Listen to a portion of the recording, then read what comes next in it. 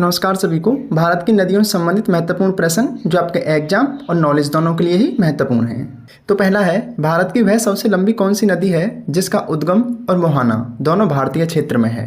Important question है, answer दीजिए।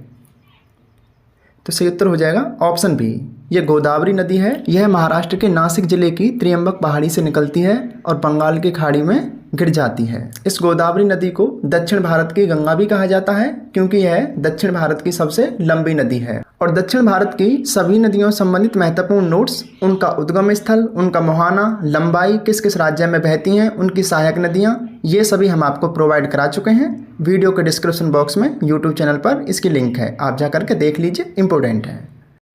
Next है, निम्नलिखित में से कौन सी नदी भारत की लवण नदी के नाम से जानी जाती है। तो इसका सही उत्तर हो जाएगा ऑप्शन सी, लूनी नदी। और लूनी नदी एक मरुस्थलीय नदी है जो कि राजस्थान के रेगिस्तानी इलाके में बहने वाली एक प्रमुख नदी है। ये इंपॉर्टेंट नदी है, इसको आप नोट डाउन भी कर लीजिए। नेक्स्ट है, इनमें से कौन सी नदी कच्छ के रण में समाहित होती है। आंसर दीजिए। तो इसका सही उत्तर हो जाएगा ऑप्शन बी, लूनी नदी कच्छ के रण में समाहित होती है, यानी खत्म हो जाती है। आपको बता दें कि लूनी नदी का उद्गम अजमेर के निकट अरावली पर्वत श्रेणी के ढलानों से है। यह राजस्थान में बहने वाली सबसे बड़ी नदी है।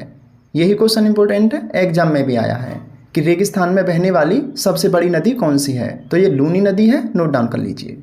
नेक्स्ट है, निम्नलिखित में से कौन सी नदी है जिसका उद्गम स्थल भारतीय क्षेत्र में नहीं है। तो इसका सही उत्तर हो जाएगा ऑप्शन बी, घाघरा का उद्गम भारतीय क्षेत्र में नहीं है। ब्रह्मपुत्र का भी पूछा जाता है, उसका भी भारतीय क्षेत्र में नहीं है। घाघरा का उद्गम स्थल दक्षिण तिब्बत में हिमालय की ऊंची पर्वत चोटियों से है। यहाँ से ये नेपाल से होकर बहती हुई आती है और भारत में आकर उत्तर प्रदेश में गंगा से मिल जाती है, यानी कि ये नदी गंगा नदी की एक सहायक नदी भी है, इसको याद रखना।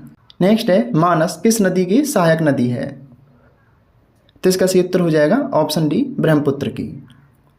नेक्स्ट है, पंचगंगा और दूधगंगा किसकी सहायक नदियां हैं। आंसर दीजिए। तो इसका सही उत्तर हो जाएगा ऑप्शन डी, कृष्णा नदी की।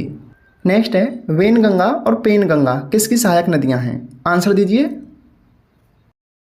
तो इसका सही उत्तर हो जाएगा ऑप्शन डी, वेनगंगा और पेनगंगा गोदावरी नदी की सहायक नदियां हैं। ये दोनों ही इंपॉर्टेंट हैं, नोट डाउन भी कर लीजिए।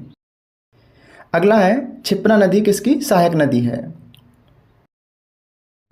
तो इसका सही उत्तर हो जाएगा ऑप्शन ए, क्षिप्रा नदी चंबल नदी की एक सहायक नदी है। और चंबल नदी यमुना की सहायक नदी है। यह जनापा पर्वत चोटी से निकलती है और इसकी सहायक नदियों में क्षिप्रा, सिंध, काली और कुनू है। सिंध, ये सिंधु वाला सिंध नहीं है क्योंकि वो सिंधु नदी तो बहुत बड़ी हिमालय पार की नदी है।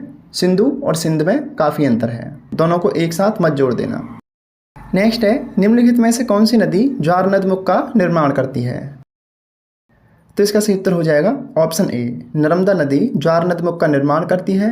नर्मदा और ताप्ती दोनों ही अरब सागर में गिरती हैं और दोनों ही ज्वार नदमुख का निर्माण करती हैं, यानी कि ये काफ़ी तेज बहती हुई आती हैं, इसलिए इनके मुहाने पर डेल्टा नहीं बन पाता और यह ज्वार नदमुख का निर्माण करती हैं।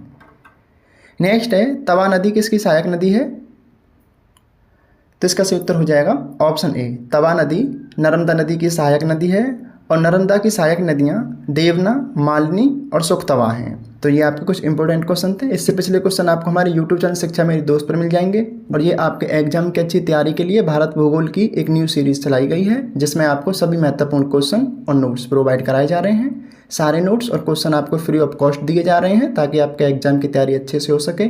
आप हमारे यूट्यूब चैनल शिक्षा मेरी दोस्त पर जाकर के देख सकते हैं। आप अच्छे से पढ़िए, अच्छी तैयारी कीजिए। किसी नोट्स पीडीएफ फाइल की आवश्यकता है तो बता दीजिए। और हमारे यूट्यूब चैनल शिक्षा मेरी दोस्त को और पेज को फॉलो कर लीजिए ताकि आने वाले नोट्स और वीडियो आप लगातार जरूर पहुँचते रहें।